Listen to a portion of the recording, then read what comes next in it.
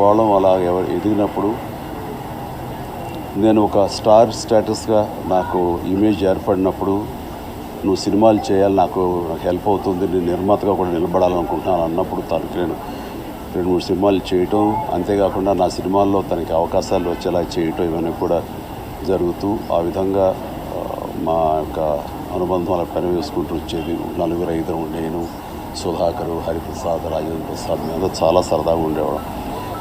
And ఆ తర్వాత మా బాధ్యతల దృష్ట్యా కొంచెం గ్యాప్ వచ్చినమాట వాస్తవం. ఆ గ్యాప్లో ఒక్కోసారి 5-6 సంవత్సరాల తర్వాత హలో అంటే హలో అని కలుసుకునేంత సమయమే చిక్కేది అటు ఇటు నాకు.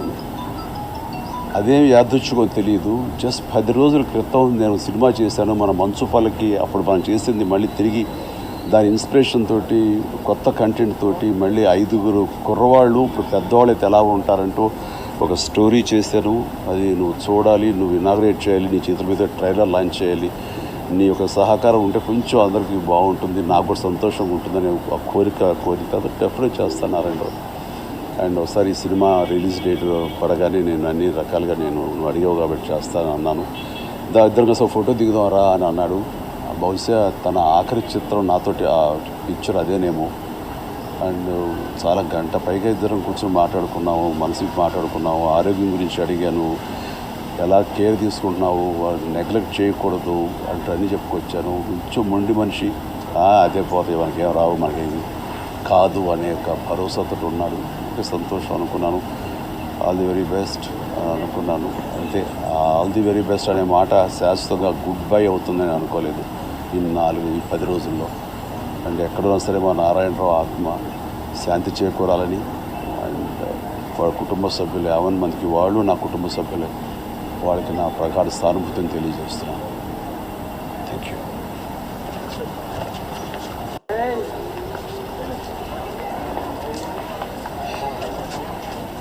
మిత్రుడు నారాయణరావు మన మధ్య లేరు అనేది కొంచెం కష్టంగానే ఉంది యాక్సెప్ట్ చేయడానికి.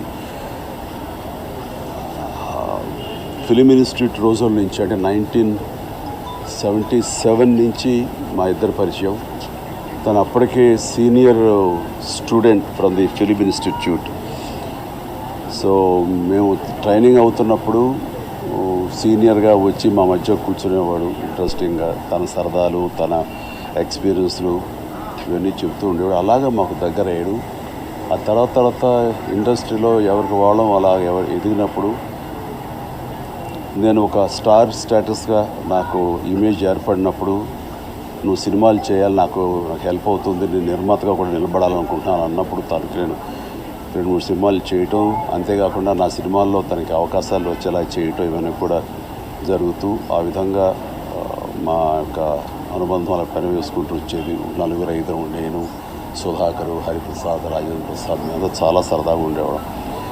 అండ్ ఆ తర్వాత మా బాధ్యతల దృష్ట్యా కొంచెం గ్యాప్ వచ్చినమాట వాస్తవం. ఆ గ్యాప్లో ఒక్కోసారి 5-6 సంవత్సరాల తర్వాత హలో అంటే హలో అని కలుసుకునేంత సమయమే చిక్కేది అటు ఇటు నాకు. అదేం యాదృచ్ఛికం తెలియదు. జస్ట్ 10 రోజుల క్రితం నేను సినిమా చేశాను మన మంచుపల్లకి. అప్పుడు మనం చేసింది మళ్ళీ తిరిగి దాని ఇన్స్పిరేషన్ తోటి కొత్త కంటెంట్ తోటి మళ్ళీ 5 కుర్రవాళ్ళు ఇప్పుడు పెద్దవాళ్ళు అయితే ఎలా ఉంటారంటూ ఒక స్టోరీ చేశాను. అది నువ్వు చూడాలి, నువ్వు ఇనాగ్రేట్ చేయాలి, నీ చేతుల మీద ట్రైలర్ లాంచ్ చేయాలి, నీ యొక్క సహకారం ఉంటే కొంచెం అందరికీ బాగుంటుంది, నాకు కూడా సంతోషంగా ఉంటుందని ఒక కోరిక డెఫినెట్ చేస్తున్నారండి. అండ్ ఒకసారి ఈ సినిమా రిలీజ్ డేట్ పడగానే నేను అన్ని రకాలుగా నువ్వు అడిగావు కాబట్టి చేస్తాను అన్నాను. ఇద్దరు కోసం ఫోటో దిగుదాం రా అని అన్నాడు. బహుశా తన ఆఖరి చిత్రం నాతోటి ఆ పిక్చర్ అదేనేమో. అండ్ చాలా గంట పైగా ఇద్దరం కూర్చొని మాట్లాడుకున్నాము, మనసుకి మాట్లాడుకున్నాము, ఆరోగ్యం గురించి అడిగాను, ఎలా కేర్ తీసుకుంటున్నావు, నెగ్లెక్ట్ చేయకూడదు అంటే అన్నీ చెప్పుకొచ్చాను. కొంచెం మొండి మనిషి, అదే పోతాయి మనకేం రావు, మనకేమి కాదు అనే ఒక భరోసాతో ఉన్నాడు. అంటే సంతోషం అనుకున్నాను. ఆల్ ది వెరీ బెస్ట్ అనుకున్నాను. అంతే. ఆల్ ది వెరీ బెస్ట్ అనే మాట శాశ్వతంగా గుడ్ బై అవుతుందని అనుకోలేదు ఈ 10 రోజుల్లో. అండ్ ఎక్కడున్నా సరే మా నారాయణరావు ఆత్మ శాంతి చేకూరాలని, అండ్ వాళ్ళ కుటుంబ సభ్యులు 50 మందికి వాళ్ళు నా కుటుంబ సభ్యులే, వాళ్ళకి నా ప్రగాఢ సానుభూతిని తెలియజేస్తున్నాను. Thank you. Thank you.